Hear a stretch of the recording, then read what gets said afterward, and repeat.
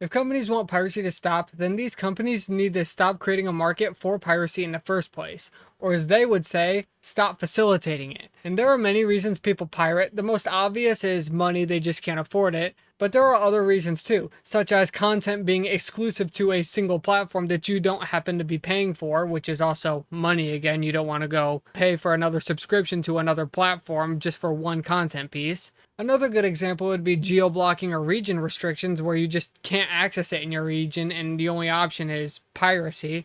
And another good example is you just want a local copy so you don't always have to be connected to the internet to access a specific content piece. Even as a kid, what are you supposed to do? It's not like you can go out and pay for these platforms yourself. You don't have a credit card, you don't have a job, you don't have income.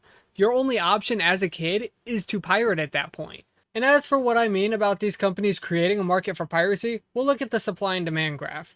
This isn't really representative of the current digital market, we'll get to that later.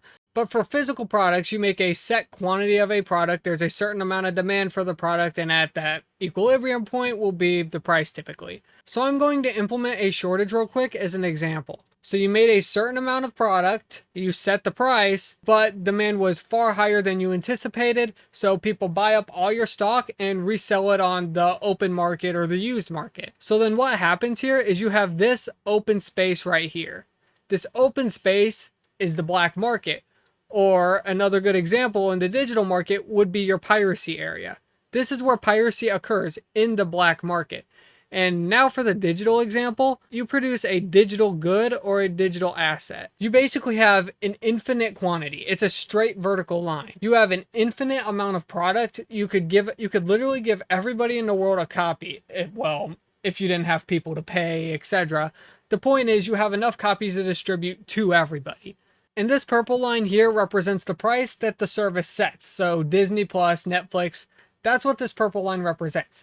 So where would the black market be in this example? Where would piracy exist? Well, it would exist everywhere below the purple line. So what these services should be doing in order to mitigate piracy is not raising prices, because all you're doing is raising this purple line and increasing the piracy market at this point. There's only one real solution to curb piracy, and it's actually been proven by a company we all know too well, Valve. You have to provide a better service than what you get from piracy. Yes, Valve is a distributor of digital assets and digital media, but that's not all they do.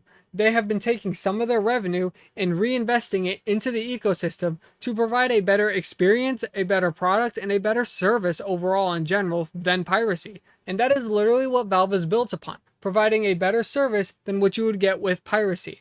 And this circles back around to private versus public companies and how they operate. Because when it comes to public companies are required to provide shareholders value first above anything else.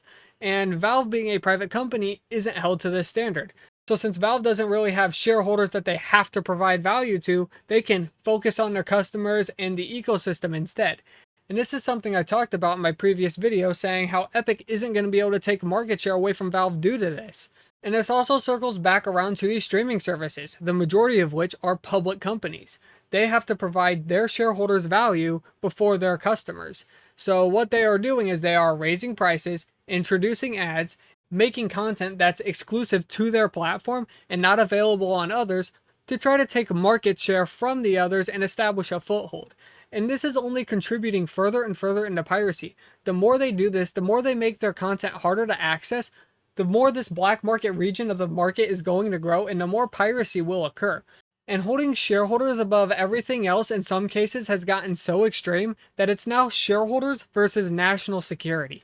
A good example of this is actually Intel, where they stagnated for so long on 14, made 14 plus, 14 plus plus, 14 plus plus, and plus plus plus plus plus, until eventually they were just behind what the rest of the world was able to manufacture with chips. You can literally see it. And in order to bring the company back up to competitiveness, they brought in Pat Gelsinger. And his plan was to build out Intel's manufacturing base and invest in the manufacturing side.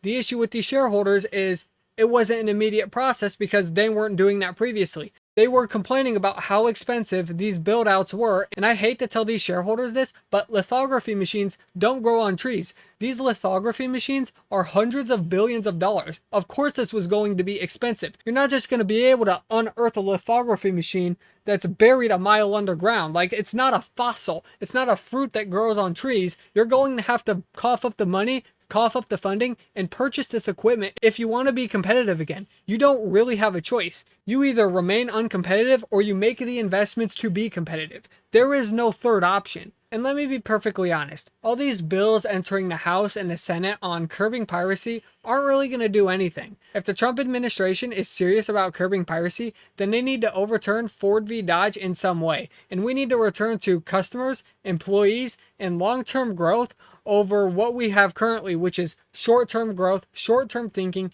and shareholder profits, which has only caused this fragmentation of platforms, prices rising, ads increasing, and content being made exclusive to specific platforms.